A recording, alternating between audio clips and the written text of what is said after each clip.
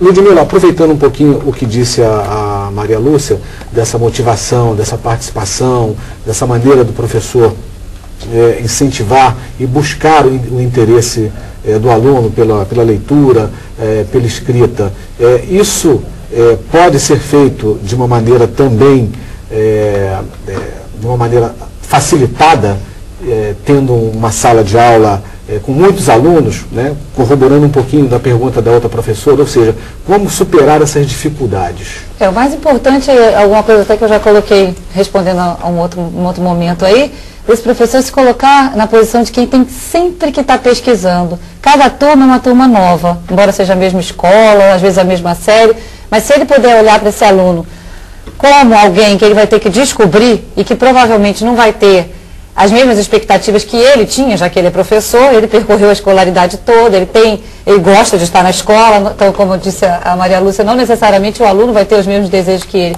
Como um outro, diferente, ele vai tentar, então, repertoriar isso daí e organizar o seu ano escolar em função dessas necessidades, desses desejos, dessas experiências que o aluno pode trazer para ele, e a cada vez pode ser diferente, a cada ano deveria ser diferente, né? É certo.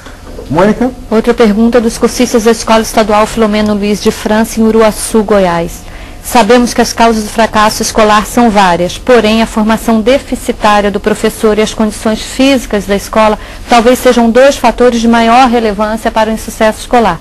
O que fazer em curto prazo para minimizar essa problemática? Sara, esse ponto identificado pelo professor tem solução a curto prazo, na sua opinião? Eu acredito muito na questão da formação do professor. Eu acho que a gente tem aprimorado e tem mudado a formação inicial do professor, que ocorre na universidade, mas há um processo de formação no interior da escola que é muito importante ser considerado, né? É o que a gente chama de formação continuada.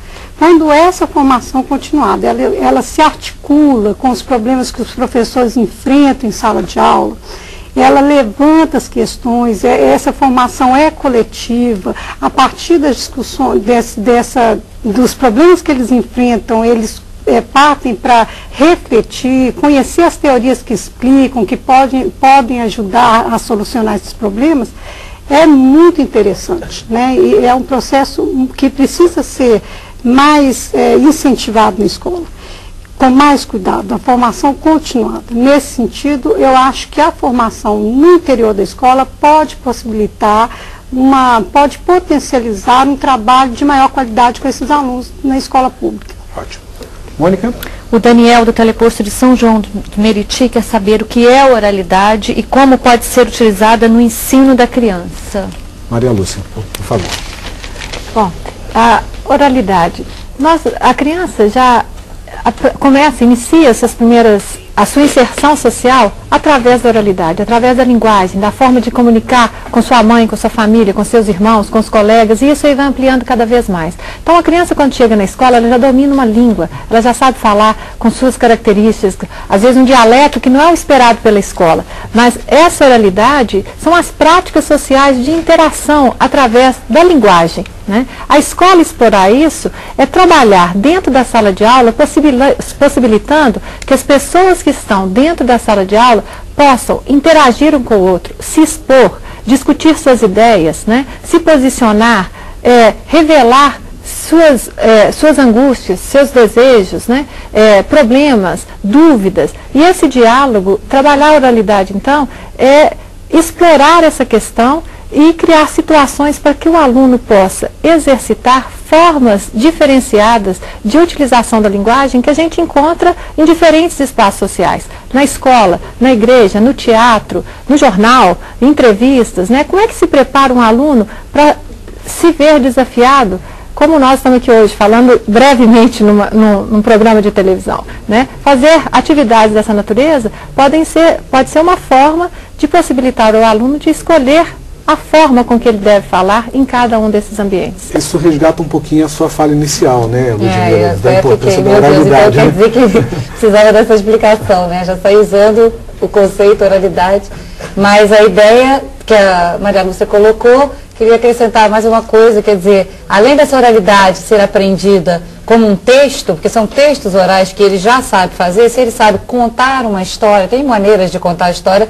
mas melhor ou pior, estruturadas, né? Contar uma piada, contar uma mentira, enfim, coisas que a gente faz com oralidade, convencer, né? Argumentar, crianças fazem muito bem, né? Então, se ele já faz isso, sim, são textos e pode ser visto dentro da escola, que já é um texto, que alguém já sabe montar, a gente pode depois encaminhar isso para a escrita.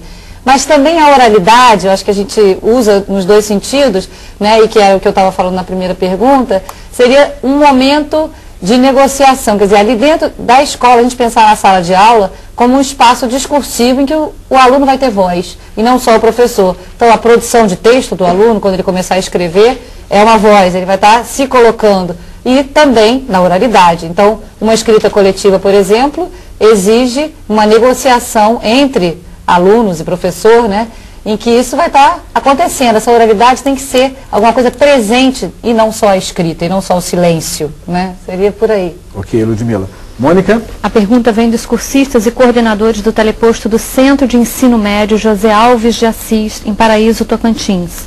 O fracasso escolar pode ser explicado por diversas teorias. Concordamos que existem problemas cognitivos, afetivos, neurológicos, socioculturais que interferem na aprendizagem. Ao nosso ver, um dos problemas maiores é a quantidade de alunos em sala de aula, pois uma sala com 30 e até 40 alunos, onde o professor tem que atender a todas as diversidades, é impossível. Dentro dessa perspectiva, quais os procedimentos legais que devem ser tomados para solucionar os problemas do fracasso escolar? A Sara, inclusive, já abordou esse assunto, né, Sara? Você pode citar, por exemplo, onde isso funciona, que tipo de experiência as pessoas podem tomar contato com essa experiência? Olha, a gente lá no CEALI tem acompanhado algumas escolas das redes municipal e estadual, né? A gente vem essas informações, registros dessas experiências podem até ser, ter acesso através do site do CEALI, ou entrando em contato com o CEALI, né? Mas são experiências de escolas públicas da rede de Belo Horizonte, nesse sentido, de criar estratégia. Hora de fazer uma pausa e depois do intervalo, nossas convidadas falam sobre alguns dos pontos mais importantes desse encontro de hoje.